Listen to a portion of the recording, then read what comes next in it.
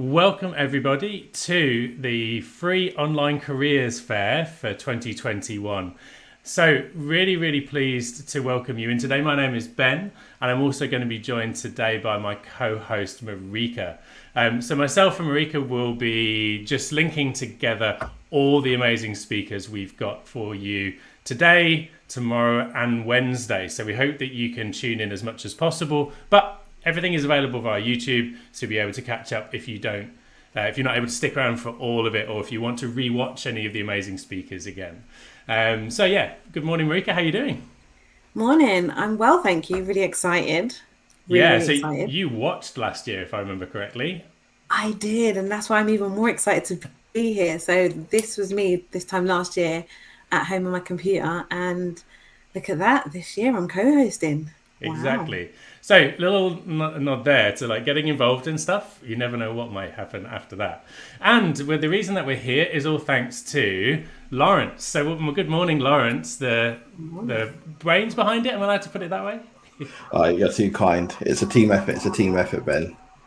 Yeah, so I mean, obviously last year you're going to talk a little bit about the context, but last year we had the careers fair, and we're back again for another year. You must be really excited about what's coming with loads of exciting speakers ahead. Oh, I'm really excited. I think the fact that so many people have volunteered to give up their time to speak to young people about careers and future as well, because it has been a very difficult time for young people during the last 18 months. Right. Well, to give everyone a bit of context about how we got here and why we're here, I'm going to pass over to you, Lawrence, and let you talk about the foundation and the careers fair, and obviously what everyone can get out of the experience over today and the next 2 days afterwards. So over to you, Lawrence, to give a little bit of context. Thank you, Ben. I'd just like to say a very warm welcome to everyone and thank you for joining this careers fair. I'm just going to go through kind of the context and a bit of background about Just a Guy and how it all started essentially. So if we just go on to the next slide, Ben, thank you. I'd just like to give you a bit of context about myself. So my name is Lawrence Tajani. I've been involved in education for 13 years. I was a computing teacher and then progressed to an IT lead and later head of faculty. 4 years ago, I left the classroom to take up an IT consultancy role. And it wasn't because I didn't enjoy teaching anymore, but it was due to personal circumstances and health. I'm very keen to use my voice in the EdTech training community to champion diversity and inclusion. But also what I do use is my setbacks and my failings to inspire the next generation. In 2019, I founded JAG, Just a Guy Foundation. And it was about empowering young people to reach their full potential. So I just want to give you a bit of context about the actual foundation as well. Next slide, please. So Just a Guy is a social enterprise. It's a community interest company, which is a non-profit. So any money we make, we reinvest in the foundation to help provide mentoring for underserved communities or just digital opportunities too. Okay. When people think of Just a Guy, they think, oh, is it just for young men? No, we like to think of guy as an inclusive word that we use in our foundation that represents everyone who is part of our community as well. And the way it came about was actually that I recovered from a severe epileptic attack, which I had to learn how to walk again. And at that stage in my life, I was just fed up. I was just like, just a guy trying to make it. Give me a break, you know. Next slide, please. So we just want to outline what our aims and objectives are for the foundation. We work to improve the aspirations and educational outcome of young people in underserved communities. We provide access to networks of advice, support, and mentoring so young people learn how to drive their own social mobility. We're so passionate about that. Through our mentoring programs and workshops, we develop young people who are able to make more informed and confident decisions as well through their life. And I just wanted to talk about the rationale of why we are doing this.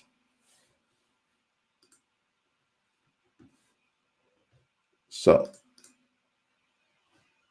I created the online careers fair in response to young people having work experience cancelled due to COVID-19 last summer. Feedback from the students, parents, teachers confirmed that this was the right thing to do. Students were engaged with the sessions, motivated by guest speakers, and appreciated that so many professionals would take their time out to speak to them. One young person even started up her own business. I need to check to see how she's doing. Work experience played a vital role in my development. Being able to engage with the working world, have access to professionals that would give their time and offer me advice, allowed me to see there was a world beyond my postcode. It allowed me to see what I could achieve if I worked hard. The last 18 months have been difficult for so many of you. Your bedroom became your classroom as you had to work from home. You had fewer opportunities for face-to-face interactions with others, fewer opportunities for extracurricular activities, school visits, school trips, formal exams, and work experience were cancelled yet again. But when I think of this generation, I feel a sense of hope. I see perseverance showing up every day to your virtual classroom and even having to keep that mask on all day, but somehow still willing to smile underneath it. You have shown great resilience, adapted to various challenges you have faced, the frequent testing, social distancing, and the need to continue with both blended and remote learning when required. I see you want to change the world, create a truly inclusive community where we all have equal opportunities and remote learning when required. I see you want to change the world to be even better. You are going into a world that is uncertain, but what is certain is the world needs your talent and skills. This careers fair has been put together to show you a range of careers. You will hear from people that look like you, that will have similar backgrounds to you as they share their journey.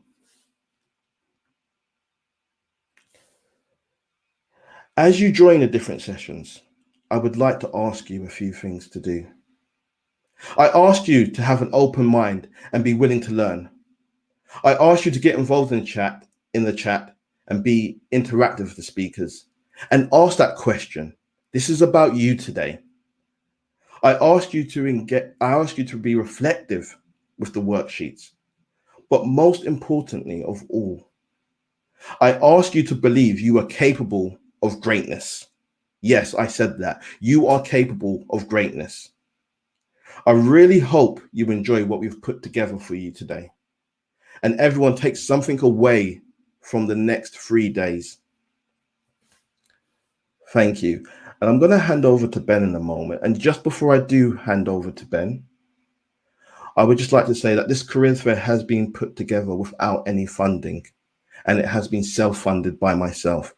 So if you're interested in working with the foundation as a volunteer, as a sponsor, or just getting involved, please do reach out to us at info@justaguy.co.uk.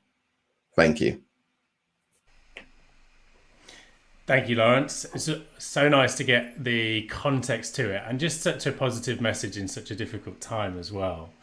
So thank you for that. Lawrence will be popping back in at various points throughout and also sort of keeping oversight of all that's going on. Thank you to the positive contributions in the comments. Keep them coming in. If you've got anything you want to ask of the speakers and Lawrence and get involved in a positive way, we look forward to engaging with those that are open and engaging in the right way. So thank you to Lawrence. What I'm going to do now is we have got, before our or our speakers start off, we were going to introduce you to Dean. So welcome, Dean, to the event. Thank you for joining us, Dean. And you're going to be our keynote speaker for today. Whether that was the terminology you wanted or not, we're looking forward to hearing from you.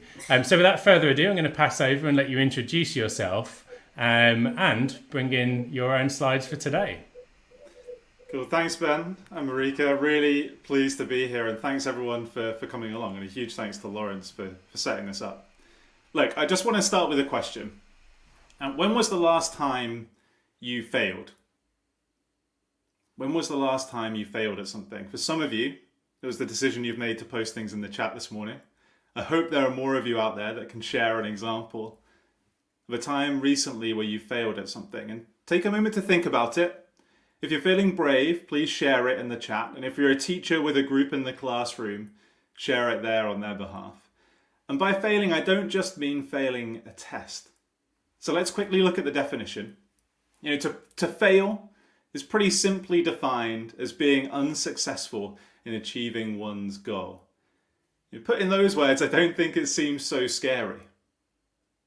So when was the last time you failed at something? And whilst you take a moment to think, put yours in the chat if you want to. Let me share a recent failure of mine. I was part of a working group at work. We meet every 2 weeks. And I realized in one of our meetings, as everyone was working through the things that they had done on the tracker, that I'd completely dropped the ball. I hadn't done the thing that I was meant to do. And as we went through the meeting, the sense of dread was coming, and it come around to me, and I had to just own it and admit that I hadn't done that thing that I was meant to do. So I did it. I ended up fixing it. I sorted it within a few days. But what did I take from that? Well, I learned that I have to make sure that I check the tracker before that meeting, a couple of days in advance, to make sure I've done the things that I promised that team that I would do. Otherwise, I'm letting everybody down. Someone put mock exams. Plenty of people out there that haven't done well in exams or feel like they didn't do as well as they would have liked in exams. I think one of the biggest reasons we put things off sometimes isn't down to laziness or procrastination, but actually just a fear of failure. I remember being a teenager and putting my hand up in lessons. Really thought I'd got the answer to a question the teacher has asked. I've put my hand up high. You really think you have it. The teacher comes to you, they pick you. You say the answer, but it's actually wrong.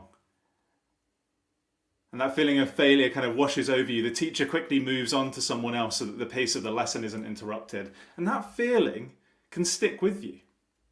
That's something that you can take further into your life. It can affect you even if you don't realize it.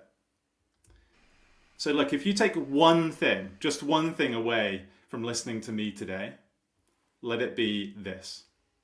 Failing at things is normal. And actually, failure is simply an opportunity for learning. Now, when I tell people about my career journey, I usually say something like, I'm Dean, Head of Education Adoption for Europe, Middle East, and Africa at Google. I taught in a secondary school for nearly 9 years. Then I ran a business training teachers on the use of technology, and then I joined Google a few years ago. In reality, prior to teaching, I worked at Domino's Pizza. I ran discos with a friend. Whilst I was teaching, I did multiple things, including attempting to start a career behind the scenes in TV, which didn't work out. I freelanced creating presentation templates on a website called Fiverr. I volunteered to host big events with thousands of people for Cancer Research UK. I hosted a weekly radio show on a community radio station. And even that isn't really everything, but my point is, when we look back on things, it's easier to create this simple story from them, when in fact there's much more detail. And in hindsight, I can say that all of those things were really me figuring out what I liked and what I disliked. And to be honest, I still am.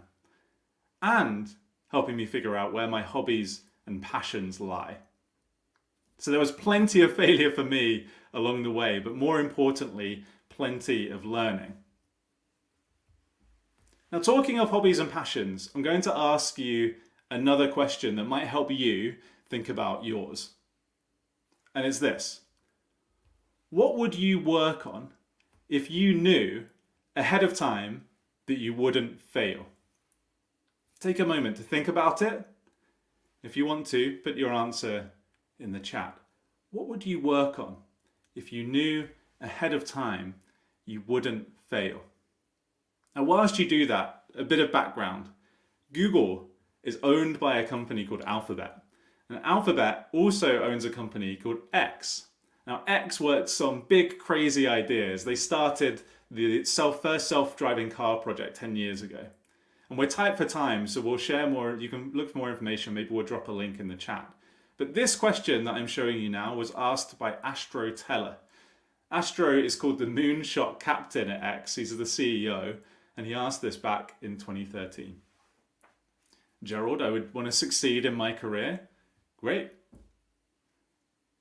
When I ask this questions to teachers, for example, they might say things like they want to cure cancer.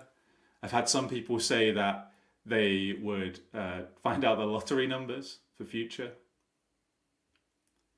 But just have a think about it. What would you work on if you knew ahead of time you wouldn't fail? Because answering that question might help you understand a hobby or passion that you have. Jada Lauren, herself and personal growth, my career path, future business endeavors. Great. Dean, what would yours be? I was worried you might come in and ask me that. Always you're worried. I think probably providing education to everyone globally, making education genuinely equitable globally, because it doesn't seem fair to me that some people get an education while others have to struggle for it. So I think that would be mine. And I guess that's linked to my passion. It's why I still work in some form in education. Start a business, Ms. Reynolds. So the next question that Astro asked at this event where he asked this, he then asked, why wouldn't you start that tomorrow? Is it because you believe it's impossible? Does that mean you shouldn't try? Now, you might be thinking that the career you really want is out of reach, but I say it is within reach. You just have to stretch your arm far enough. Or you might be thinking that the business idea you have just isn't good enough. Well, I say yet. Or you might be feeling anxious about your next steps after leaving school or college because you just don't know what to expect. That's all right too. Embrace those feelings. And here's a good piece of advice that I heard recently when you have feelings of anxiety like this. Wonder how it might be. I wonder what it might be like to meet new people, rather than, I'm not going to meet anyone new. You spend some time wondering instead. Now, at the beginning, I mentioned that a fear of failure can stick with us, and I think this right here is one of the questions that can help us overcome that. So, as you leave school or college, or you're planning what you're going to do when you do leave school or college, you're really facing the option of which door is the next one that you're going to open. And today, and over the next few days, you're going to hear from a range of different people in a range of different careers. You're going to hear from people in jobs that you are interested in and from people in jobs that you are not interested in. You're going to discover some people who do things that you think you could also do, and some people who do things you think you really couldn't do. But I recommend listening to everybody, because the most important thing you can leave school with isn't grades, though they're important in their own right. It's the transferable skills you possess that you can use wherever you go and whatever you choose to do. Communication, collaboration, leadership, creativity are just a few examples. So try and spot as many of those skills and more as you can through the next few days as people are sharing their jobs with you. Now, don't forget, sometimes when you go to open a door, you thought it was a pull, but it was actually a push. Other times it's locked at the moment you try it. But remember, mistakes, failures, rejection, none of those things define you. They're just opportunities for learning. And to be honest, I still don't know what I want to do when I grow up. So, enjoy the next few days. Lawrence and the team have put together an amazing selection of people from all different walks of life in all different careers. Have an amazing time, listen, and think about what you're going to learn as you hear from everybody. Enjoy and thanks. Thank you so much, Dean. And thank you for the engagement of those people on the comments as well, sort of taking in that message and starting to apply that themselves too. Really appreciate your time this morning. I'm sure you've got lots of Google-related activities to do today, so we'll let you get on. But obviously, if you've got any questions for Dean, pop them in the comments or in the Q&A form, and we'll pass them on to make sure that those get answered. If you have any Google-related comments, we've also got another Googler coming up, so there's lots of opportunities to ask that. Cool. Thank you so much, Dean. Have a great rest of the day. Thanks, Dean. And we'll look forward to engaging with you mate. very soon. Okay, so we have all of our speakers waiting backstage, so let's get on with meeting our first speaker of today. And I'm really, really pleased to welcome to this stream Hannah Awanuga, who's works at Barclays. So welcome, Hannah. Hope you're well. Good morning.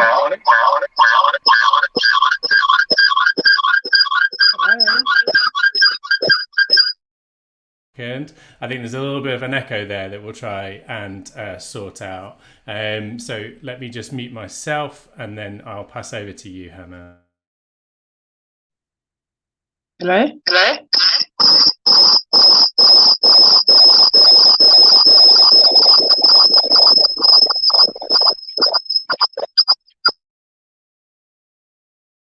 One second on that one. I think you're hearing yourself back through the stereo. I don't know if you've got any headphones that you could grab that might be able to solve that one.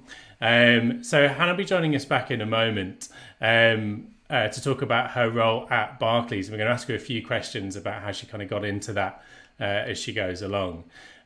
So what I might do is while Hannah just we resolve that one in the background. If Zanaba is available, I might just bring in Zanaba ahead of Hannah, and then we can switch things around a little bit, if that sounds all right. Waiting for a little nod from Zanaba. Does that look all right to you? Hello. Welcome. Thank you for jumping in. We'll switch things around. So Zanaba, thank you for joining us. We're going to sort of talk through your career journey and in a moment. But just want to take a few moments to introduce yourself to everyone watching. And yeah, what you do. Hello, good morning. Really happy to be here. So thank you for requesting me to be a speaker today.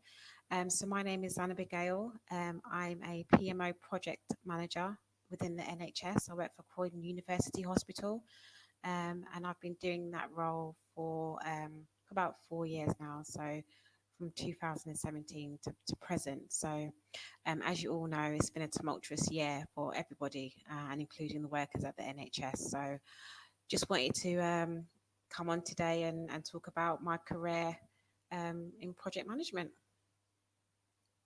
Yeah, we're so thankful for your time. Obviously, yeah, the year or more in the NHS. Well, the NHS is a busy place anyway, but the last year or so has been something entirely different to that. So I suppose our first question then is around kind of what your role as a project manager involves. So my role involves managing large and complex projects, and I am sometimes responsible for multiple projects at once within the NHS. I work very closely with the department leads to increase revenue, achieve product activity goals, and I contribute to the overall success through projects. My main sort of function within the NHS is to ensure that there is a robust governance and project planning for all of the new initiatives that are being sought after in the NHS. These project plans ensure that tasks are completed on time and that we are managing the appropriate risks or problems, as I would say, And we also contribute to the development of business cases. So if there is a new initiative that is in the NHS that we want funding for, the PMO team and myself as a PMO manager would help develop that project business case to ensure that funding is secured. Sandra, can I just come in? You mentioned PMO. What does PMO actually stand for? Program Management Office. Okay, and sorry for the jargon. No. That's what me and Ben are here for, just to kind of help decipher that jargon. You may go on to it a bit later, but can you give some examples of what a typical kind of project would look like? What kind of projects you work on? Because I guess most people just see the NHS as somewhere I go when I'm ill and I need help. Yes, so I can use a current example. So at the moment, there is a new initiative or new project that's being sought after, which is to replace the current pages. So there are a lot of staff members, doctors and nurses that are using very old, archaic pages or bleepers within the trust. So I'm currently leading a project to replace those old pages and use much more up-to-date new technology, which would provide a two-way communication rather than a one-way communication for better use of time, which would help, the doctors and nurses help patients a little bit quicker and would improve metrics in terms of how we get people in and out of the hospital. So it's for quality purposes also. So that process of setting up a new project would involve putting a business case together, making sure that the financial aspects are accurate, making sure that the appropriate risks are managed, and getting it through the appropriate governance so we can secure that funding. There is also a procurement exercise that would need to be undertaken to ensure that we get the right technology for the right purpose for Croydon patients. Sounds like there's a huge amount of kind of managing change involved in that. And obviously with an organisation such as the NHS, that must be humongous. And actually I noticed that kind of actually the next the next question we kind of had lined up was what studying or training did you have for the role? And I can see change management is in there. So linking into that, what studying or training has led you up to this point, or do you continue to sort of take on training as you go? So interestingly, when I was at university, I actually did media studies. That was my BA. So it was completely different from what I'm doing now. So what the media studies degree allowed me to do was to really be organized and make sure that I had obviously my assignments in on time, and allowed me to gain confidence with presenting, etc. But for project management specifically, there are a couple of credentials that you do need. Prince 2 is the most popular qualification, which is kind of like gives you the basic guidelines and the methodology for you to manage projects. You've got MSP, which is managing successful programs, and that's managing successful programs is a combination of different projects that sit under one umbrella. So it's like the next level up. Change management is about changing people's behaviors and perceptions and training people. And I think the project example that I just gave, there will need to be a lot of change management within that particular project, because doctors and nurses will need to learn a new way of managing a new system, a new technology, and for some more mature people, that may not always be an easier way to adopt. So yes, you're right, change management is definitely key for any sort of project. So obviously we talked about your sort of time at the NHS and some of the training in that, and you sort of mentioned briefly that media studies are your degree. I think for the young people that's really important message. I think they're going to hear from lots of people whose qualifications and training doesn't necessarily bear much resemblance to what they do now, and it's really nice to hear obviously someone as successful as yourself that has taken that kind of route. But just out of interest, kind of what were some of the previous roles that you've had? Dean talked about dominoes and DJing, but yeah, You feel free to mention as many or as few as you want. So my first job was actually in a call center. This is going way back, and I was answering calls from customers that had Sony TVs and they needed help setting it up, and that was like my first initial job. And then I actually also worked in New Look. I was a sales assistant. I used to work on Sundays, so I had two jobs at one time. And then once I started to get into more of an office environment, I started seeing different projects being worked up, and different new initiatives being sought after. And I actually fell into that membership and project and events coordinator role. I was just there for a basic admin role, and then I got moved into a different team, and I found myself working on a huge project, which was the company were introducing a new customer relationship management system, which we often hear that described as CRM. So that was a new CRM and a website database. And because I was good at the admin side, they thought I'd be good at helping coordinate this project. Something completely new and out of the box, and I went with it, and I thought, I really like the way this is being managed. I can see the results. I can see people coming together to bring something new into the organization, and I was really excited by that. So I guess that was my first taste of project management. And then I went and worked for a construction company, which again was a completely different field from what I was doing before. But that was more focused on event management. So there are a lot of crossovers between project management and doing events. You have a start date, and then you have a proposed end date, and then you've got a number of different tasks within that set time. And your job as a project coordinator or manager is to make sure that those milestones are hit and those risks are being managed to make sure that that event goes smoothly. A bit like today. Yeah, exactly that. Well, Yeah. I think I have a funny feeling that the projects you're managing have a bit more moving pieces than this one does.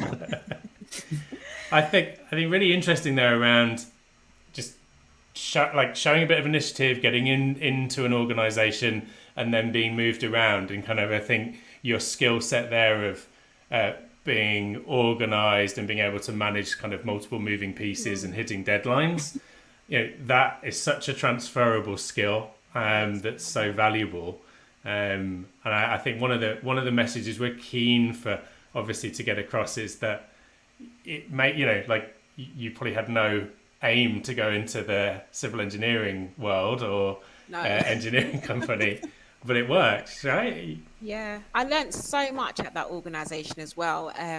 They were really, really strict on being very organized, very diligent. So if I guess this is a question for the students listening, if you're somebody who's very organized in your friendship group, and you're the person that likes to organize all the parties and all the nights out, or you like to keep everybody on time, project management may be a career that you might enjoy because you've inherently got those skills. So it's something that you should definitely explore.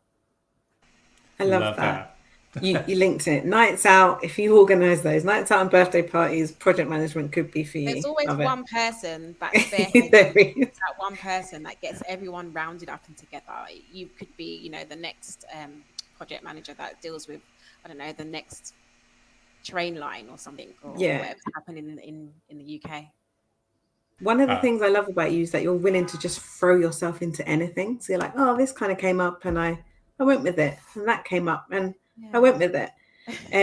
Even like working two jobs at such a young age, and it's like, oh yeah, whatever else. I guess it's taught you resilience. Yeah, and I think you really have to maximize your opportunities. And I think for the young people today, when I look back and see what the opportunities are like today, they are endless. There's so much more out there for young people to, grab onto. And I guess my message today is grab onto everything and just try it out and see where it goes. Have fun, enjoy it, and see where it takes you. You might surprise yourself.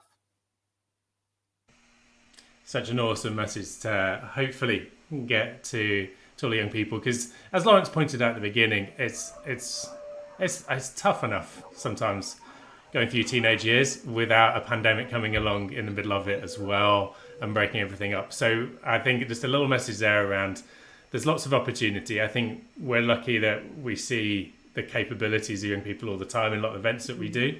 So the future is bright, and it's just obviously sort of realising that and taking the messages of people like Zanaba and others and going forward with it. Obviously, we could talk for a lot longer. Thank you so much for your time today. We're going to loop back around about 11 o'clock for any Q&A. If you're able to join us, that's amazing. But obviously, we appreciate you have a very busy and demanding job to also manage as well. So thank you so much for that. We'll obviously sort of pass on any questions, and do add your questions for Zanaba around anything NHS, product management, party organisation, all of those things. Can jump in the chat. All those comments. So thank you so much, Zanaba. Brilliant. Take care, everybody, and thanks for having me. Cheers. Thanks a lot. Bye. Okay, so I believe that Hannah has very kindly sort of moved a few things around, and we should be able to bring Hannah back in now.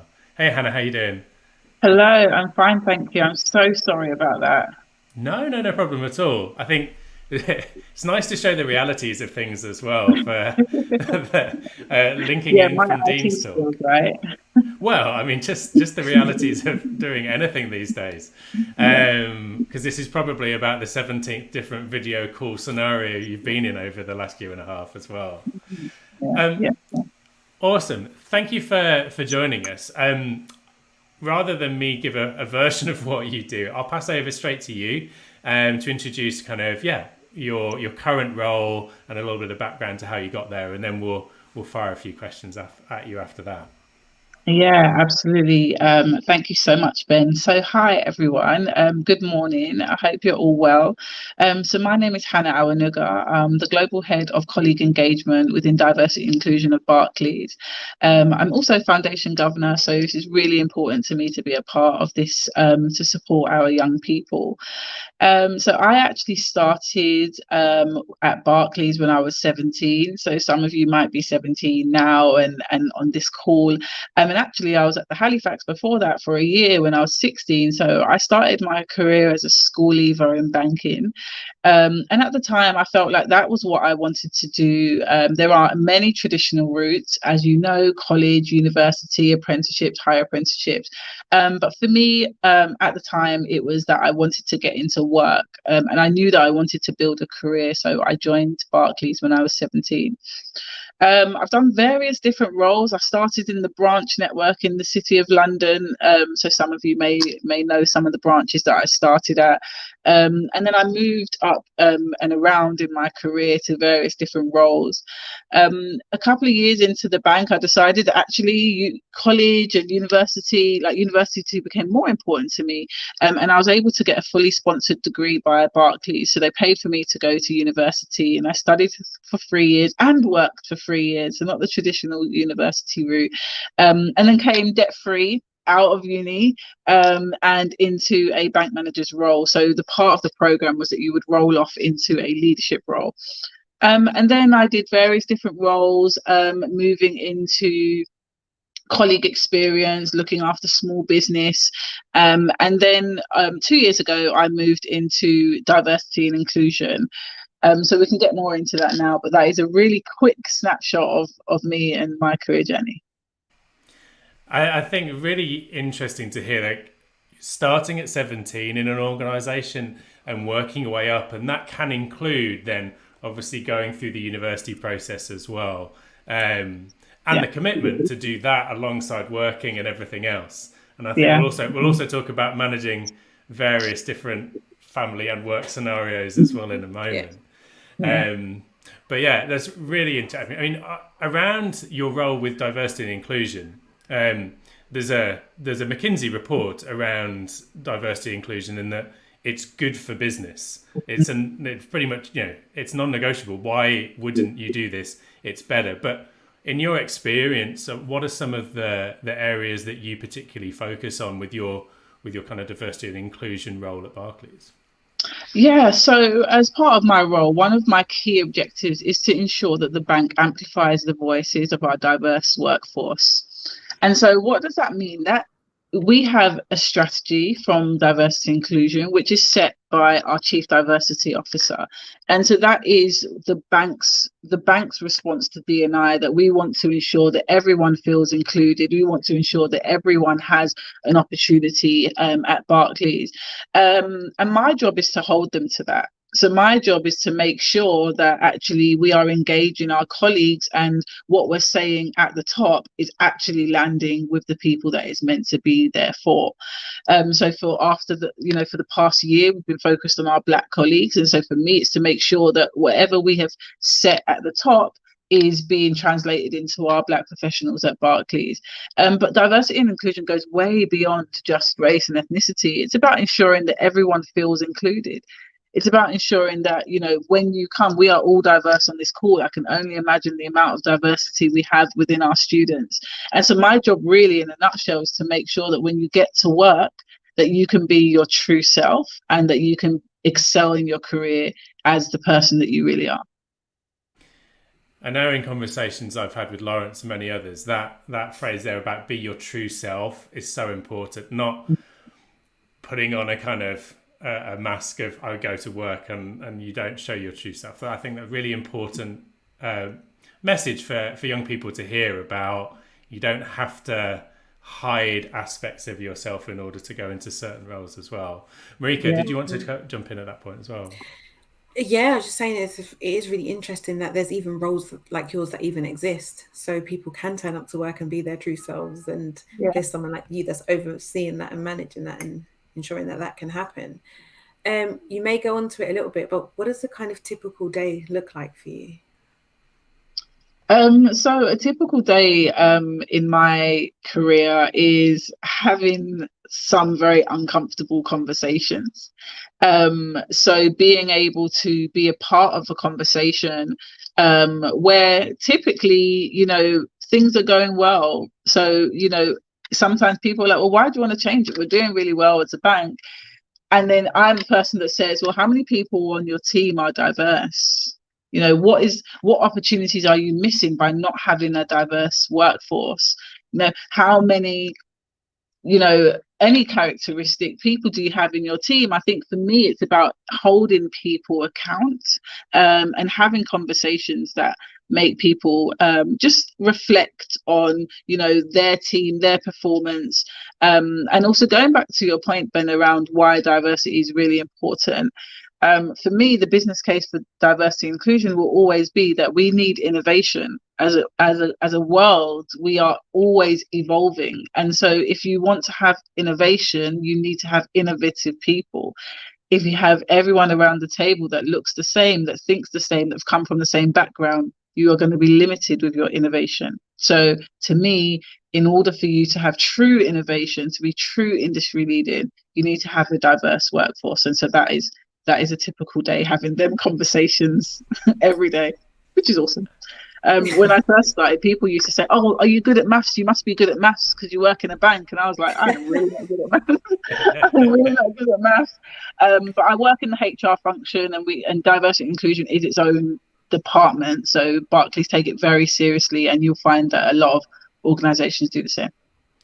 I think there's an important message, right, around for our diverse audience of young people, think about what they want to do. Companies need you for their future to remain competitive and to innovate. They need all of those diverse young people with different views and ideas and backgrounds. And I don't know whether that's always as clear to young people as we want it to be. So those difficult conversations, do you find that you have enough advocacy for those conversations in the organization? And probably a double question is, what skill set did you naturally have an ability to take on difficult conversations, or is it something you've worked at?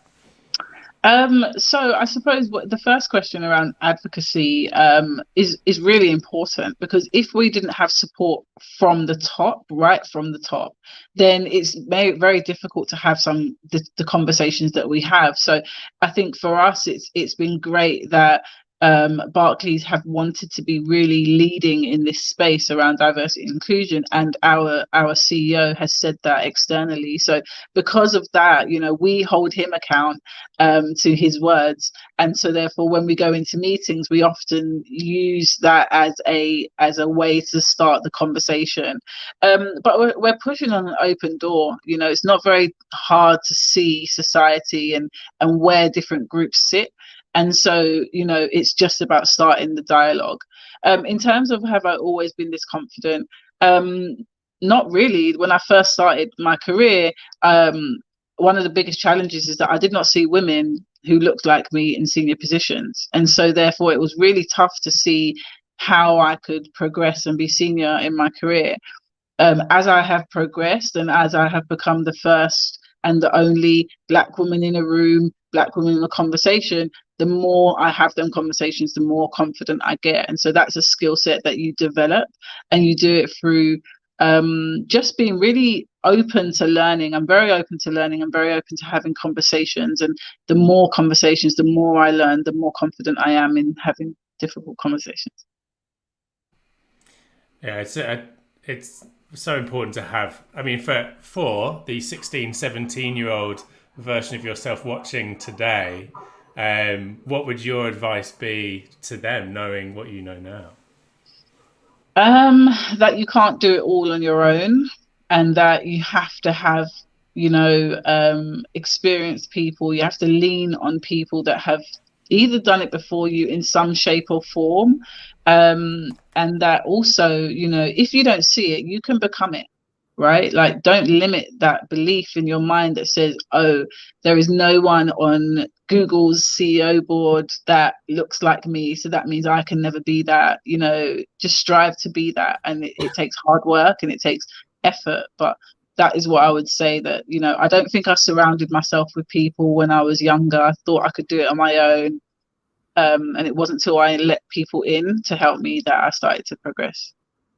I love that. That's great. It's all about like networking. And Absolutely. I love the fact of you said, if you can't see it, you can be it. Because it's normally the other way around. People say, like, because I can't see it, then I can't be it. So that's really empowering. Thank you. So we're coming to the end of our sort of time with you, Hannah. So probably one final question is like, what's your proudest moment of your professional career so far? So I have many, graduating at uni, but I think the proudest moment for me was when I was on my third maternity leave. So I have 3 kids, and I was on maternity leave, and I knew that before I went on maternity leave, I wanted to progress in my career, and then I went on maternity leave, and I think why it's the proudest moment. I was promoted on maternity leave, and the reason why it was such a proud moment for me is because actually, as women, sometimes we often feel that to start a family or to have that side of your life, your career has to stop, and it has to take a pause. And so it was really proud that actually I was still able to engage with the business while I was off, and they still saw the value in me. And so before I was even due to return, they were able to offer me a promoted role for me to return back to. So that's a super, super proud moment for me. Yeah, definitely. Like, well done you. Sorry, Ben. I was just like, I got gripped by the whole, can you speak a little bit more to that in terms of like what that process was like? Because I know some of the young people in here are thinking, okay, yeah, I do want kids, but not for now. But we've got, I don't know, teachers, all different types of people watching. And I think, like you said, one of those things is it's either I have kids, I choose a career, and doing both is a little bit hard. How did you get promoted whilst on maternity? Yeah, so I will be quick because I am conscious of your time, but I think there's a couple of things there. So for the first thing for me was that it was my own beliefs. So society tells you that you have to do one after the other, and actually I just felt that actually no, I if I time myself correctly, I can do both. But I also engaged the business. For me, it was really important to stay connected. So I, after about 6 months, I then started to, reach out, have coffee chats, let people know what I wanted to do, started to re-engage with the business. And so then when I felt my time was right, I then started to make applications and was very open that, I am on maternity leave, but that shouldn't, if impact me and my ability to do the role. So I think going back to the confidence thing, it's just about making sure you have great connections. And Marika, you've talked about networking. So I had a good network of people that I could draw on and have conversations. And so that was one of the biggest things for me. But, gender equality is super important. It's one of our big strategic objectives at Barclays around making sure that women feel like they can become senior and they can feel included. And so part of that is making sure that they are able to have life choices and also career choices at the same time. So yeah, that's very quick. It was a bit more complex than that, but that was a very quick summary. You don't have to be quick, actually. I just realised that my ability to tell the time and also conduct this seems to be really, really struggling. So no, we're good for time. I was a little bit wrong. Can I just ask another question, if you don't mind? Yeah. Thinking about being your 16, 17-year-old self, how would you go about building a network? Because I guess you're in school, your teachers, your friends. How do you reach out wider than that? Yeah, so, if I think about the school structure today, if you're a year 11, you should be having mentors in year 13 if your school is set up like that. You should be trying to draw on people who have come from where you've come from. So teachers are great, but students, in your sixth form, like I know our school has a mentoring program, it's all about building that smaller network, and then get on LinkedIn. I am a huge fan of LinkedIn. My son is 13 and he has a LinkedIn profile, because I think it's super important. That's how you connect with people. It's a safe platform, and you get to really start to have them conversations, or just learn. If you go to Google, you start following Google, you start following people that work at Google, you start to see what they talk about, what their interests are. You can see their career journeys and start to build a network by that. So for me, it would be everybody on this line should get a LinkedIn profile, and it can say student. There's a lot of students that have connected with me that just says student, second year, third year, university student. And just, start to follow people that you think you may be interested. If you're an accountant, start following PwC. If you want to work in the BBC, start following the BBC and making them connections that way. Yeah, I think that there's something we were talking about ahead of this event was that networking piece. LinkedIn is obviously a great place to start with that and start making those connections. Students, we will have some students who are a bit younger than who maybe have to wait a few years. But for those ones like in sort of finishing their GCSEs and A-levels and starting to look at that, I think it's never too early to start building up a really good reputation and sort of showcase yourself in the right way. And actually on the application for stuff, we've got tomorrow between 11:30 and 12:30, we've got an applying for apprenticeships section, where we've got speakers from Google, PwC, as you mentioned, and a few others as well. There's a question, I suppose, question we had ahead of the event, which was from one of the students who kind of submitted it before.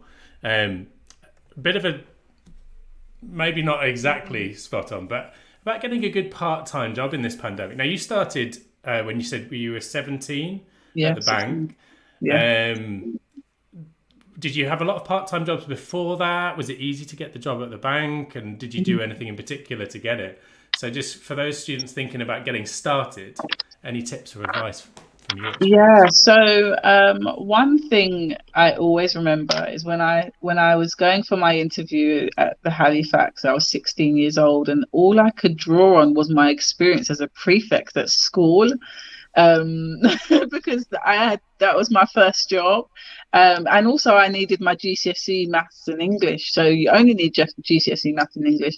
And so when they were interviewing me, I was talking about how I used to helping the dinner line, and all of the prefect duties, look after the year eights, and all of that. And I got the job, so I think that the message there is, just be yourself, work hard in school, because even the skills that you may think are not as important become important at in the workplace. So obviously, because I had been a prefect, I was able to display some type of leadership skills. I don't know what they were back then, but I was able to kind of show that I was always willing to support others, always willing to kind of go the extra mile. And if you think about basic customer services, that's what it is. It's about helping others. I would say, if you can, there's nothing wrong with a part-time job. I know some people may say just focus on your studies. One of the messages I would just say is that you and your career and your studies, is a personal journey. And so everybody's journey is very different. And so what I love about today's society is that you have apprenticeships, you can go into jobs and start jobs straight from school. You can go and do your A levels and then go and work in an organization. Barclays is not unique in providing degrees, so you could go that route, and then they pay for your degree. So I would just say that as you're starting out, really explore. Organizations like Just a Guy Foundation are amazing at kind of supporting young people. So I would say reach out and speak to people. Hopefully you've got a career advisor at your school, somebody who can kind of help you with them early stages. But part-time's good for the money, as well, if you've got any other interest. But I would just say it's a personal journey that you have to go on. Yeah, I noticed we just had a question along that lines from Isabel, who, do you have to be a certain age to get a job? I suppose, linking back to the previous question about the pandemic, obviously we might have previously suggested paper rounds and things like that, but obviously it's a bit trickier now and everything's going digital. So maybe an interesting thing for us to explore a bit more is around, what's the equivalent of a paper round these days? I know Dean mentioned the website Fiverr, which is one where you can kind of freelance in all sorts of things, making presentations for people and things like that. But in terms of Barclays, is there still that same route that you went through in existence? Yeah, absolutely. You can apply. When I was 17, it was a very entry level role. It was a little bit of an elevated role because I'd been a cashier at the Halifax, so I went in as a personal banker rather than a cashier. But yes, they still take school leavers. You can still join the Barclays degree program. All you need to do is go to Barclays/careers, and you can type in higher apprenticeship if you're at college and you want to think about the Barclays degree program. That we have what we call the discovery program, which is designed for different type of communities, diverse communities, to support them with our internship programs and our apprenticeship programs. So we have a full range of different programs for different stages, and we're very, very focused on diversity and inclusion, as you can tell. So we want to make sure that we are attracting diverse communities. So I would say yes, please do reach out to us and connect with me in LinkedIn. Happy to answer any questions that you have. Awesome. And you'll see the link has already been put into the comments there for anyone to go and explore. So we encourage you to have a look. As Dean said, that might be a door which you can just swing open and enjoy straight away. I'm going to be using that door analogy extensively. I can see that, absolutely amazing. Thank you so much for your time, Hannah. And I'm obviously sort of shifting about your slot as well. I know you've had to move a few things around to do that. So huge thanks from us. Hopefully there's lots and lots for young people to take away and have a think about. And I think that message around that large companies like Barclays are working very hard on their diversity and inclusion and take it incredibly seriously because it's incredibly valuable is a great thing to as well to make sure that young people realise that hopefully the progress is continued to be made, and there's people like yourself who've kind of forged a path for a lot of young people as well. So thank you so much. No worries, no worries. Thank you so much, and have a great day, everyone. Oh, thank you. Thanks. Looking forward to it. Cool. Okay, so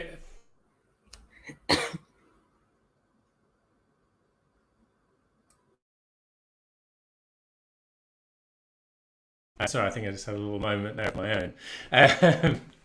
Cool. So we have got our next speaker waiting in the wings. Two Googlers in short succession, but very different roles. We're going to bring in Carl. So welcome to the Careers Fair, Carl. How are you doing? Hi, Ben. Hi, Marika. Very good, thank you. Hi. How are you both doing? Yeah, well, we're good. We're good. Yeah. Though, as you may be aware, my time telling skills not so good, but we've got you on in the slot now. So I'll pass over to you, Carl, to introduce yourself and give everyone a bit of context. And let me bring in your slides as well, because I could see there's some quality slides waiting for people as well. Thank you very much. And since Dean used to do some presentation decks as well, I hope there's no judgment here. I'm not the most creative person, but I definitely did try. So yeah, I think firstly, thank you very much for having me. For those who haven't met, which is most people here, I think besides Lawrence, in person. My name is Carl Hassan. I work at Google, as Ben's already said. And, again, a big thank you for having me, because one of the biggest things that I love about careers fairs is that not only do you get insight and access to, companies that you never even heard of, but you also get access to people who can either mentor you and give you advice as well, and really just hone in on what you're missing out on. And for me, I've definitely an advocate for it, because I was a product of someone who mentored me from a careers fair. So I love things like this, and I wish I had this careers fair when I was a lot younger. I probably would be further ahead in my career by now. So yeah, this is a testament to Just a Guy Foundation as well, of the excellent things that you do. So yeah, thank you for having me. Yeah, I think let's just kind of go into what I do as well. So as I mentioned before, I'm an agency account strategist, which is a big mouthful, but essentially what I do is I consult businesses on marketing strategy. And that's for if they are businesses in the UK, or if they are in the UK and they want to expand internationally as well. And I do this mainly by using our product, Google Ads, which some of you might have heard of. And for those of you who haven't, it's a bit of a taster. So you can see on the presentation as well, some of the kind of the logos. So for those of you who maybe were typing in Just a Guy Foundation, you might have used Google Chrome. You see the next bit is Android. So for our phone, the Pixel, and then we have Google as well in general. We have Maps for those of you who are looking for, the nearest McDonald's, where to find it, YouTube, Mail, and Play as well. So we use these products for our advertisers to help them reach out to new audiences and find new customers as well. I think it's a cool example for those who are still wondering what that really, really means. Let's take Foot Asylum, a UK-based company known within the sports industry for their apparels, and having amazing sponsorships with really cool influencers. Let's assume they were wanting to work and they actually wanted to expand their company and they wanted to go to Italy. If I was working with Foot Asylum, they would say, hey, Carl, our goal next year is to really branch out and go into Italy. How do we do it? So what I would do is I would work in the background to discuss their goals with them, what they wanted to achieve, by when, and how they wanted to do it. I would take those goals, I would go with my internal teams, look at the data, understand what are the opportunities here? Like what is the market audience? Who could they reach? Who are the most valuable customers? Once I've got all that data, I would put it together in a nice presentation, using my skills that I've acquired over the years, because I'm not creative, but I definitely do try. And I would actually work on presenting to my clients for Asylum and working on how to implement it themselves as well. So for example, maybe Foot Asylum have new stores in the capital of Italy, and we say, okay, well, why don't we use Google Maps to actually market those stores so people could find you very easily? Let them know if you're 1 kilometer away or if you're 5 minutes away as well, and use those informations and data points to make people come to your store and buy from you as well. So yeah, I think that's just things that we do. I think most people here would probably have experience on YouTube as well, watching videos, watching things like how to cook banana bread, as everyone's been doing apparently in the recent years. So yeah, examples like that have been pretty much what we do and what I do on a daily basis at my job. Your banana bread reference is amazingly astute because Marika's mentioned it only this morning, I think. Yeah, Really? see, it's the thing. I don't know why it was banana bread in particular, as opposed to all the other things people could have baked, but it's definitely the number one choice of baking right now. Great minds, great minds. So with your role across the strategy might involve like actually, I think a bit of YouTube will work for this as well as a bit of maps, and maybe we also need to look at these options. So do you can kind of put together a whole strategy of using ads across the products? Yeah, exactly that. And what you probably don't see here is the other products that we have as well. It can be quite overwhelming in terms of the products that we have to maybe learn and adopt, but these are the main ones. And yeah, definitely some customers might just focus on having one product, or they might focus on having a plethora of products as well, depending on how big their goals are and what they need to achieve as well. So I suppose I'm trying to obviously sort of channel my student mind, and obviously if everyone's got any questions, keep them coming. I know we've got a few questions coming into the comments, which we will bring back to some of the speakers later on as well. But if I channel my sort of 16-year-old self watching this, how did you get to this point? I think is probably the bit that they'd be interested to sort of understand. So yeah. I think we've got this all ready to go. What was the journey to the account strategist at Google? Yeah, so I think, well, even before we see on the slide, before that as well, I actually did work. I think I started working at 12, 13 in a timber yard and working on a construction site, which sounds very interesting, but the labor laws are very different back then. So, but we'll just focus on maybe when I went to university. So I went to university at King's. I studied business management, which really was like a very mixture of degrees, essentially in one. From marketing, some economics, some finance, some business psychology. And that was really just the foundation of what I had to understand about businesses, how they work, how they make money, different roles and functions within a business. And I think some people might say, oh, well, business management is a bit generic. Should I focus on maybe economics or finance in particular? All of them are really good. The opportunity I had and I wanted to go to university for was to get a general idea of different types of businesses and different types of understandings of how they work. So for me, that was a clear choice. From there, I managed to get an internship at a company called Tenzing. So for those who don't know, it's an energy drink company that was started a couple of years ago by one of the directors at Red Bull, and he went on to create actually a healthy energy drink as well. Fun fact, I was actually the first employee. So it was very much him and I working on the kitchen table, figuring out how we should, do the logo, the branding, the taste of the product as well. So really starting from like the ground up, and they're doing amazing well right now.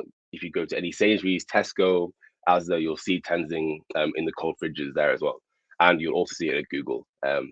So yeah, there we go. From there, I managed to study abroad. I went to the University of Hong Kong, so part of the Greater China region. And for me, if I was going to focus anywhere and talk about the value that I have in my story, it's definitely when it comes to my study abroad. And for a lot of people, they're probably thinking, oh, well, why that instead of going to university or doing a specific degree of business? But a lot of people may go to university, even though it's not always a necessary choice anymore. Companies, even like Google, are saying, we don't need a degree. We want experience. We want people who have transferable skills. I can talk about that as well later on. But for me, going to study abroad was actually the opportunity where I could carve out my personal experience. So I started to work more with people from different backgrounds, different languages, and work on myself. And for me, it was a case that I had a more cultural and emotional intelligence built in that stage of my life. Being by myself, not knowing the language, having to develop it, struggling, stress, traveling, heat, temperatures. It all carved for me to make a nicer story about who I am and what I've learned in the recent years. Because like I said, most people will have a degree when it comes to the interview room, but what separated me was what I learned while studying abroad. Carl, can I just ask you, how did that even come about? Because you say it so like willy-nilly, like, yeah, I just studied abroad, but how did you even get that opportunity in the first place? Yeah, thank you. That's actually a really good point. I think it's something that I definitely was not aware of when I first did it. So when you go to university, there are actually so many opportunities that people don't tap into. And that's one of the biggest mistakes that I started to make, and I see other people make all the time. That there are teams, people who are full-time jobs, to make sure that if you want opportunities like an internship or study abroad, they have it in their department. If you don't know where it is, I'd probably go on the university page when you're there and type it in study abroad, and you'll see where to go, who to speak to, and they give funding, they give grants. For me, I wasn't from a particularly prestigious background, so I was able to go and I was sponsored with the grant. So it was all free, and actually I paid less because I went on a study abroad, and it was cheaper than paying in UK. So yeah, just talking to your internal teams and figuring out what are the options available to me and what do I want to get out of the experience as well. Okay, thank you. Sorry, carry on with your timeline. I had to Yeah. interrupt really quickly. No, Sorry. thank you very much, and yeah, please feel free to jump in. Yeah, I suppose I was just saying at the end of the study abroad as well, when it comes to, eventually when you're going for an interview, it could be next year, it could be when you finish university or in a few years' time. Your interview is going to sit and look at your CV and say, okay, what can I pick out here to talk about that's interesting? And if 99% of you have degrees, chances are that's probably not the thing they're going to pick out. So make their job easier by having a cool story to talk about, having things that they can pick out for themselves that will make them like you more as well. Because people ask me all the time, so how was Hong Kong? Like, why were you there? And I can start where I was, what I did, the fun I had, where I traveled to, and that's just a nice way to break the ice. So yeah, help them help you. And yeah, I think finally, again, I did study abroad again because obviously I had the bug of traveling. I went back to China and I was studying Mandarin in particular. So I was trying to hone in on my skills there. So I did it over another summer. And that was based in Beijing and China as well. And then finally, when I had to go back to the UK because I had a degree to finish back at King's, I finished it. I got a 2-1. I was very happy. And I actually reached out to a company just like this as well to look at opportunities and understand what can I do, where are the graduate roles available. And I actually got onto a program called Top Black Talent, which is part of Google. And yeah, I got access to them to understand what they do, what Google do. And yeah, and from there I applied and thankfully got a job about a year later. And so yeah, the account strategist role is what I started with. It's a bit different to what I do now, just because I've had a few years of experience, but it is within the same overall umbrella of the same role. And the thing I'm trying to get my head around is, so when you came back from China, you said you still had the King's University degree to complete. So the Tenzing and the Hong Kong and the China bit is all within quite a short period of time then, is that fair? Yeah, so the China study abroad was about a year and a half in total. So from Hong Kong and China. And then I did Tenzing in my first year. And I did it online, kind of like we're doing now, for about 3 months. And in my final year, I came back and continued my work. So yeah, it was a bit choppy, but I was committed to the cause, and I love what they do and what they're currently doing now. So I want to be a part of it. Awesome. And actually, on the Tenzing related one, you may not have spotted it in the chat, but Dean's a fan, and clearly partakes in it during a day at work as well. I think that's I think it's really interesting to show that bit of that entrepreneurship alongside some of the things that you're doing and giving those things a go. And I really hope that a lot of the young people watching, if they've got a little bit of a spark of an idea, that they feel that it's something that they can go for and try out, and hopefully it gives you that impetus. But actually, in terms of that impetus, you talked earlier about mentoring being a big part of both your own journey, and I know obviously something that you're working quite closely on now. So if I just skip forward, you have referenced your proudest moment, which involves mentoring as well. So if I'm okay to just jump forward a little bit to that and this mentoring piece, if you want to talk about this project and then obviously your own experience with mentoring, I think really important aspect for young people to be aware of.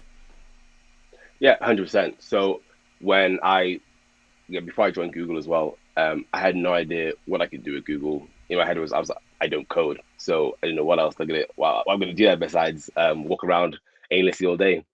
But again, through gaining a mentor, from a careers fair, I was able to understand that actually there are many different roles, kind of as what Hannah was alluding to as well, working in the diversity space in a bank. There are many roles, different people that require different skills, and skills that I had gained in Tenzing at university and study abroad. Um, and for me, again, the reason why I was able to get to Google was because of the mentor that I had who invested into me, who wanted to understand my strengths and how to embellish them, make them bigger and better, but also to tell me what the future holds for skills and how I can develop myself as well. So because of that, as soon as I got into Google, my first commitment was to make sure that I always gave back, paid it forward, if you will. Um, so I've been doing a lot of different mentorship programs and events for different people, young professionals, people who are still in secondary school. But my biggest one was working with the JAGF Foundation as well. So working with Lawrence directly over the last year, and we created the Lighthouse Project, which is essentially a mentorship program for Black young professionals, Black students in the UK between 16 to 19. And again, here we really just able to hone in on creating the right skills that they needed for the future career, for hopefully for a career in tech as well, if they were interested, but mainly around businesses and marketing as well. So we had 30 amazing students who were leaders in their own right, amazing speakers, amazing taking initiative. And yeah, I think for me, my proudest moment was being able to see that and help them develop themselves to the next level. And we've seen some amazing progress with them as well. So again, big shout out to just the JAGF Foundation for all the amazing work. Yeah, I know that's a project Lawrence has been sort of really enjoying the outcome of that project and seeing, and it was graduation very recently. Was it last week? Yeah. Where the students shared. And I think myself and Lawrence have worked across a couple of projects in the last few weeks involving young people, and it's very encouraging the level that they're able to produce and show. I think there's a lot of untapped talent, and it's projects like this that are kind of starting to raise it up and make sure that those young people realise there's so many options for them. And yeah, thank you to you and Lawrence for getting this one up and off the ground as well. So we're sort of coming to a point where we probably need to start wrapping up for our next guests. But if I can get you, as a teenager, what do you wish you knew? That's a really profound question. I thought this quite a lot as well, thinking back to when I was around 16 to 18. And definitely it's advice that my mentor gave me, and it's do what gives you energy. Don't just do what you're good at, because sometimes, and in my case, there is a big difference. For me, I love working in the background, creating events for my clients, or creating events in general for friends. But what actually, I found that every time I did events that I was creating myself, I was quite tired from it. It kind of left me a bit tired at the end of the day. And what I actually realized that I love doing on a regular basis that gives me energy is really speaking publicly, talking about things in the learning and development space, working with people from underrepresented backgrounds as well. So I think for me, knowing the difference between what gives me energy and what I was good at helped me focus then doing more of these events and getting better at that and building my own kind of personal brand or my own CV around that as well. So yeah, definitely figure out the difference, know what gives you energy, and try to make it align with what you're good at as well. Yeah, when I saw that quote actually in your slides ahead of today, that was really stood out to me actually, and it's something I've already started to use that to think about the types of things that I do and which of those are the ones that give me energy. And I think that's such a insightful quote that I'm going to be using myself. So thank you. Hopefully a lot of young people feel the same way. Awesome and tremendous to have you on. Really appreciate your time today. Again, busy people sharing their time and getting involved. There's probably one last thing we just want to sort of make sure people are aware of is how can people get involved in, well, maybe not just Google, but that sort of, we've got a Google reference for them. How can they get involved in the industry? Definitely. So doing things like subscribing and joining JAGF Foundation, following with the content on LinkedIn and the socials as well, and looking out for opportunities that they have to, obviously companies like yours, you connect with Google and Barclays and so forth, This is how students will find out about events such as careers days or insights days, where you can understand more from other people in the company, what they do. So for example, here, going on our website and looking at the careers page here, and I can send a link to Lawrence later to send to the students. This will give you updates on when new jobs are available, events and insight days are available as well. We're definitely following companies like Jessica Foundation, who grant the access and give you information as well for free in real time on when opportunities are available. Brilliant. Yeah, I know that mentoring is something really close to obviously Lawrence's heart, and something that the foundation has been doing for a number of years and continues to do through the Lighthouse Project. So I think we're also interested to hear from anyone that is listening to you, Carl, and thinking, I need a mentor. Well, they might even be thinking, I very specifically want Carl as my mentor. But with that in mind, I think what we'd love to do is also obviously connect together young people with professionals like yourself and others that can just help them kind of forge out that path that's ahead of them as well. So that would be really, really great way to sort of try and follow on from this week as well. Awesome. Thank you so much for that, Carl. Obviously, a sort of a quick whiz through, but again, hopefully a chance for young people to kind of see some of the different routes. I think there we've got that taking the chance to go abroad. And like you said, it wasn't like you had loads of funds sloshing around to do that. That was something that was you were able to do through sort of grants and funding as well. So it's something open to a lot of people, and I hope that they can start exploring that option as well.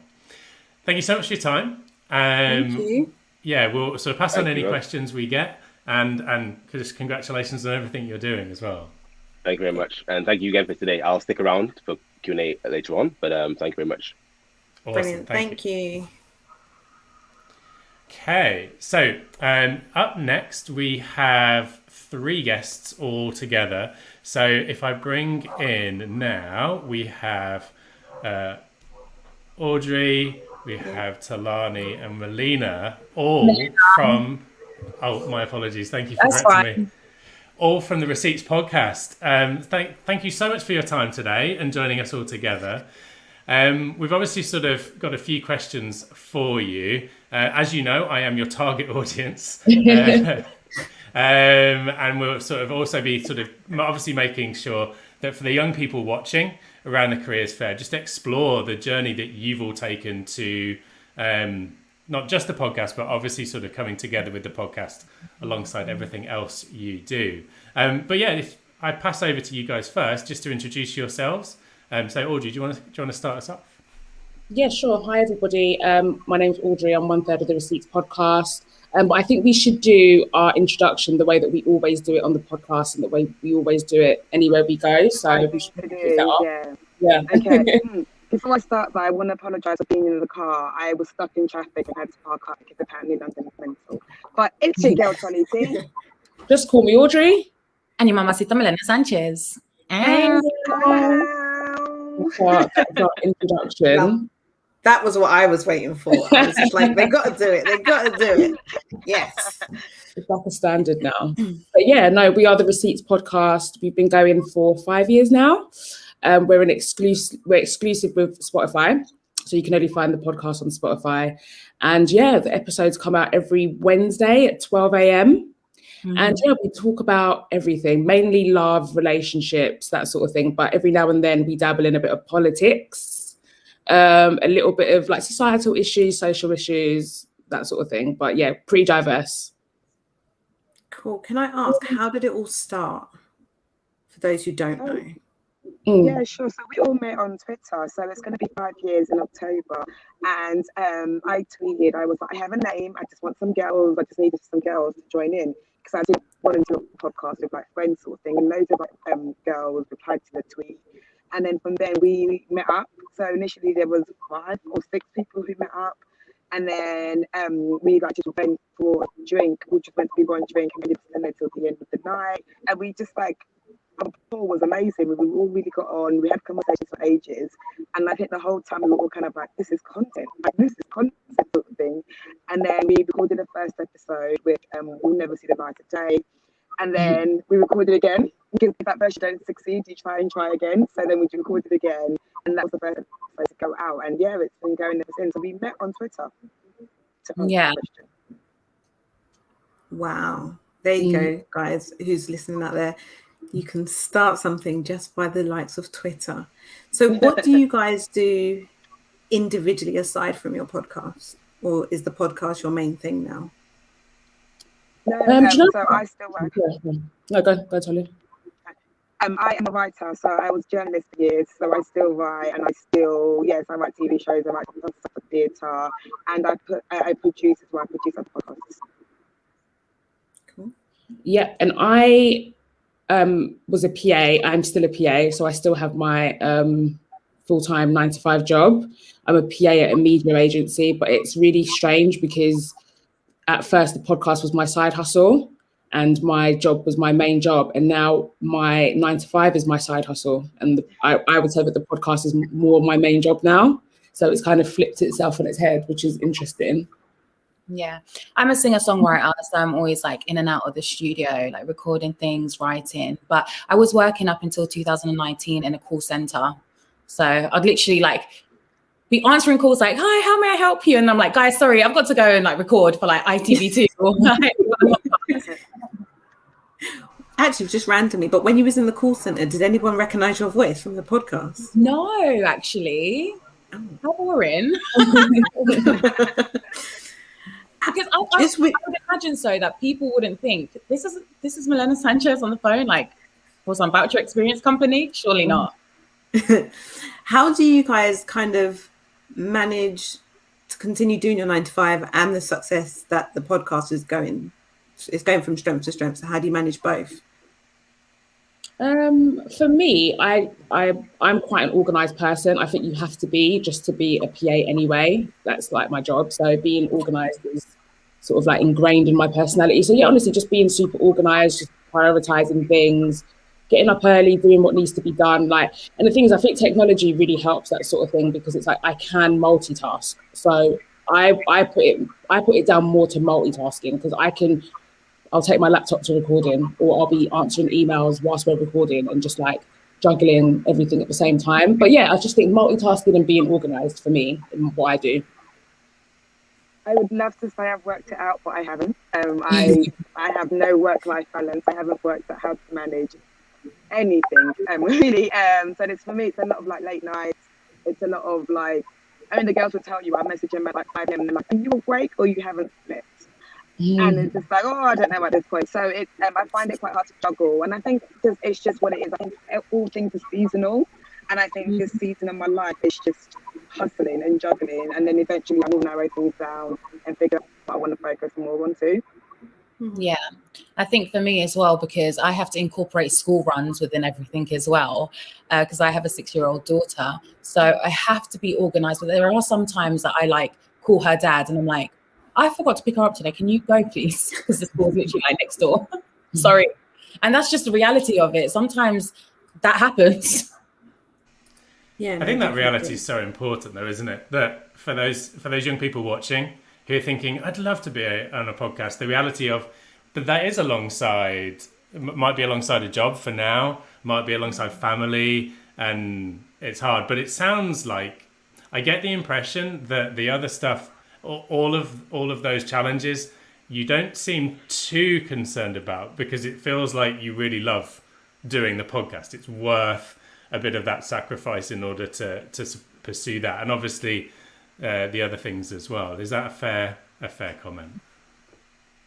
Yeah, definitely. I mean, ultimately, even though there is a lot of hard work behind the scenes that goes into it, it is really, really fun. It is a really, really good time that we get to go to the studio and just air out our grievances about anything we want to talk about. So it's definitely, I'm not complaining at all. Like there's worse positions you could be in, but yeah, exactly. You're 100% spot on. Talking about airing grievances, do you think that's why podcasts have been so successful over the last few years? That we're humans, we like to talk, and it's an opportunity to have that conversation. I mean, you must find it really useful just for yourselves to have a chat with people you get on with about things that you care about, and the fact that people like to listen to it, and it provides a bit of a bit of income and work as well. Must be an extra bonus.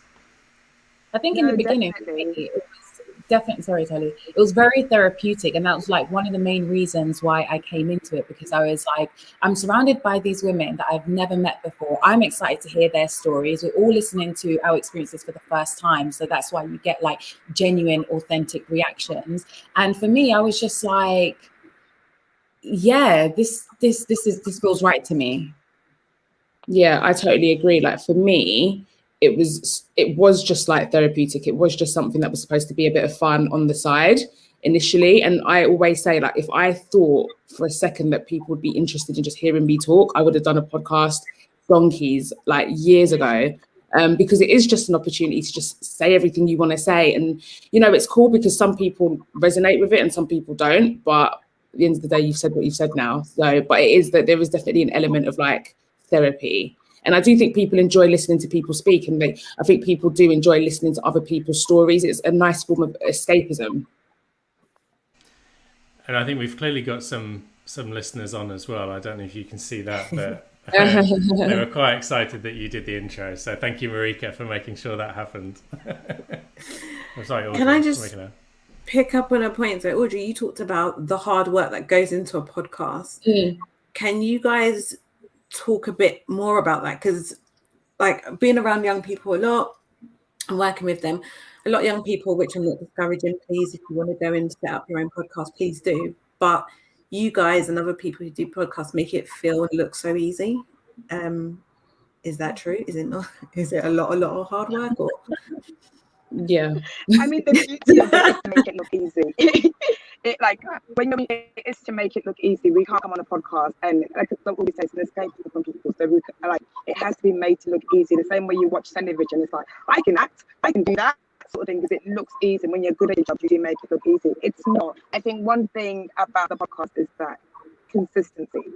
And this is not to talk anybody down. We have seen so many podcasts around the same time as us, start after us, start before us. Even like lockdown saw the birth of so many podcasts, and they've just stopped. And I think that's the thing, people have seen that you just doing your chat. That's not that hard. And it seems very easy on paper, but to do it consistently, weekly, and realize that you have an audience that want and expects things from you, and also you put yourself out for ridicule. Like to be able to be very vulnerable and be like, I think there's people gonna think it's something else, or people who have opinions about your thoughts. So I do think it is a lot harder than what people will make it seem. And I don't mean to sound like Beyonce, like, God, why did you best me these salads? But it is very, it's not just as simple as just going to the studio to chat. There's so many skills that's required, and I think we've all learned that as well. Like the skills that are required to actually make it work and make it good, make it enjoyable for people. And also, you can love to talk, but you might not be entertaining. And I think that's something everyone should consider. Yeah. I was going to say the consistency bit, and particularly with brand and marketing, like putting out consistent quality content, it does obviously make the difference. And I know a lot of people kind of have a brief go at it and then run out of steam or sort of miss it. So credit to you all for sticking with that as well, because it's obviously paying dividends. Thank you. Can I ask if you guys could give your former selves, like your former team selves, a piece of careers advice, what would that be? For me, I would actually say, because I do think about this often, and I kind of feel like I hindered my career because I was in music first. I kind of like based my decisions and wrapped my opportunities around love. So I would say to not get so consumed with being in a relationship and being in love, because when I was 18 and in a long-term relationship, I was like, guys, I'm doing different things now. Like I can't just be out here like doing music and stuff because I've got to cook. So I would say definitely don't spend your time obsessing about being in love because you have this vision of what age you have to be married and have kids by. Yeah, I would say. Hold on. Sorry, babe, go on. No, go on. Yeah. I think for me, I'd say dream bigger. I think I was quite like, I kind of only saw what was around me sort of thing. So like I'm from a single parent background, we're working class, I'm black, I had all the reasons. And I think I was quite small. I just thought, I took a job, would be fine. I can remember a dream I used to have that I'd made was that I'd get to the station and I'd get picked up and go home sort of thing. So I think I'll definitely tell myself, I wish I dreamed bigger in my career and kind of saw more than what I could see, if that makes sense. Yeah, sorry. Yeah, definitely. Audrey?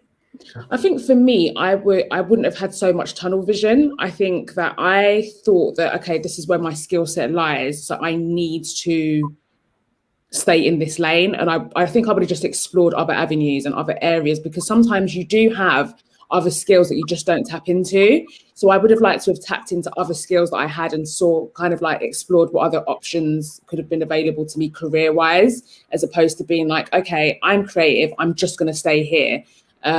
Because I had that and it didn't work out for me. And I talk about this often on the podcast because I wanted to be a writer. That's initially what I wanted to do, and I never made it. And I kind of ended up being a PA, because I actually really love being a PA. And I think that kind of speaks to what I'm saying about you never know where your other skill sets might lie. But yeah, I really wanted to be a writer, and I didn't make it. I tried everything in my power and I wasn't successful, but we've come full circle because we've just written a book.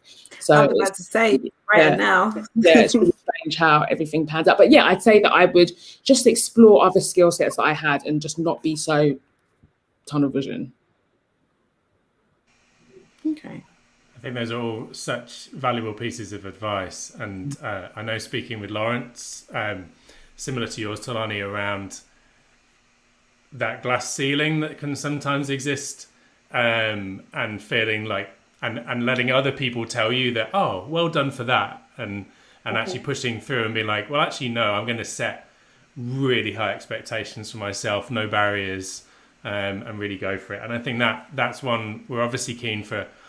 Young people have been through quite a year and a bit and more. It's tough enough being a teenager anyway. So with everything the pandemic has thrown at them, it may have hit a bit of confidence. And so I think those messages there around really sort of pushing forward, hopefully they can take that on and use yourselves and the other speakers as that inspiration to get their confidence back up after potentially isolating for periods of time, or all of the difficulties they've probably been through. So huge. I really encourage everyone to take on board those bits.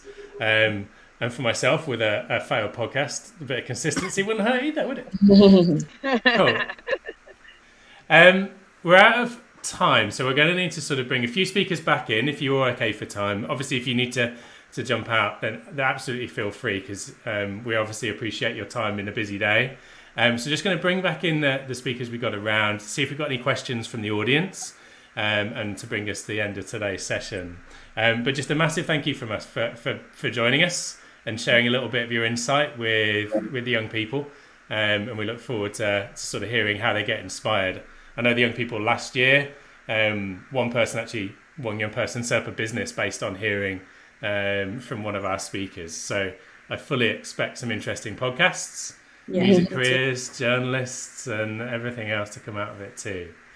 Cool. And if Carl's happy to come back in as well, I'll bring him in too. Cool. Thanks everyone. So we did have a few questions ahead of today, which I'll sort of throw in there as well. And then we just had a question come through.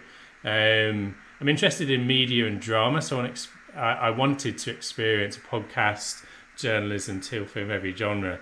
Not so much a question, but for anyone thinking about starting a podcast or interested in media, any tips, obviously particularly from the receipts ladies, around getting started with a podcast? So Talani, you just put a call out and off it went from an idea. So have you had lots of podcast ideas, or was it just that one where you thought this is the one? No, do you know what I would say as well? Because everything you're interested in is definitely where I was at as well when I was a teenager, I guess. Like I did media and media communications when I was about 15. I did working in magazines. I knew this is what I want to do. I'm interested in that world, but I think it's important to get. There's so many career options in that world. It doesn't always have to be you at the forefront of it. So I've had many ideas that I do, but I just produce it, and I'm not a part of it because this idea is not mine for me to be the host of, sort of thing. Like it's an idea that someone else can have. So I think what's worth doing is I still have a book of just things I thought about doing since I was 15, and a TV show that I'm writing right now is actually and not shoot at one of those ideas. I think I wrote down when I was in my early 20s. I think it's important to take note of your ideas, write them down, see how you can explore them, and you don't have to wait for a gatekeeper to let you in. We are really lucky that technology is so great now. You can just start things and you don't have to wait for approval from big companies. If it's a podcast, if you got a laptop, you got a phone for mic, do it. And literally, I learned how to edit via like YouTube and friends teaching me. I didn't have any like professional things I had to be a producer. So like, not to be cliche, but just like night, you just have to do it. Just start doing things and stop comparing your start point to people's finishing point. Like you can start out and it can be rubbish. Like I always say, our first episode is awful. Our first 15 episodes are awful in terms of sound quality and things like that. So I would just say start and write your ideas down. Yeah, I think that's great advice for not just a podcast as well, for so many things. Write down your ideas, keep them, and yeah, that kind of, you never quite know when that idea is going to come back and be the one that really hits the mark. And one question we got earlier, which I did sort of preface, as we've got Dean and Carl, it would seem like the obvious time to bring this in. Is Google a nice place to work at? Are there advantages or disadvantages to working at Google than other companies? That was a question posted before the event by Miriam. Dean, do you want to start? And then Carl will let you take that one after. Sure. Is Google a nice... I'll answer both questions, shall I? Is Google a nice place to work at? Yes. I think working at Google, it's well known for perks, right? So when we're back in the office, there's lunch, there's breakfast, there's dinner if you want it, there are snacks and so on. But really what makes it for me is the people. And it's the same with any other job that I've had, actually. I think you can work anywhere if you're surrounded by great people who share a common goal that really want to do great things. Then I think any place can be a nice place to work. Are there any advantages or disadvantages to working at Google than other companies? Carl might have some more to add on this. I would say that in general, I think if you work at somewhere like Google, perhaps you come and do an apprenticeship, you get a full-time job, perhaps you contract for Google in some way, you supply them with some service maybe. I think that is always a good thing to have on your CV or like on the list of things that you've achieved perhaps, because it shows that you have the ability to go and work in a place that is very large. You know, Google's, I think, approaching on more than 200,000 people in the company now, and it can be difficult to navigate kind of the ambiguity that you have there. Disadvantages, I would say that if you start your career at Google, it can be very difficult to, or in fact, at any point if you join Google in your career, it could be then very difficult to step somewhere else because you have all these really nice things where you're well looked after. So stepping away from that can maybe feel like a difficult step to take. Thank you. Carl, same question, I suppose. Yeah, definitely plus one to Dean. Is Google a nice place to work at? I would say yes. Maybe I'm biased, but again, I do love it. I think if you ask 100 Googlers in a row, they would all tell you that the number one thing is the people. Just because, when the world is a very diverse place, I think it does, and there's a good job of trying to reflect that in the company as well. So it's very hard to solve world problems without having the world reflected in your company as people. The advantages, disadvantages, again, another very good, interesting question. The advantages, I think, as kind of Dean alluded to, is, Dean works within the Google education sector. I work within the kind of business marketing side of it as well, with like on the ad side. There's engineering, there's health, there's geomaps, there's YouTube, there's many different things people can do. So I think once you come, the opportunities can be endless for you if you have different passions you want to pursue. You can jump different teams, different organizations, and even different companies within the wider Google, right? Because we acquire other companies as well. So I think that's one of the benefits, that you can have a very structured career and a very open career once you're in. The disadvantages, I would say, because it is so big, and like Dean said, you can struggle to navigate it without the right guidance. And again, some people who maybe prefer working on like startups being very like nitty-gritty hands-on, they might find it different having, working as like in a big organization and not maybe feeling and seeing everything, how everything works. I work on specific areas of the business, not everything. So I think some people who want to see and learn every single different piece of a business might struggle in the beginning. So yeah, sometimes being very big can mean you specialize.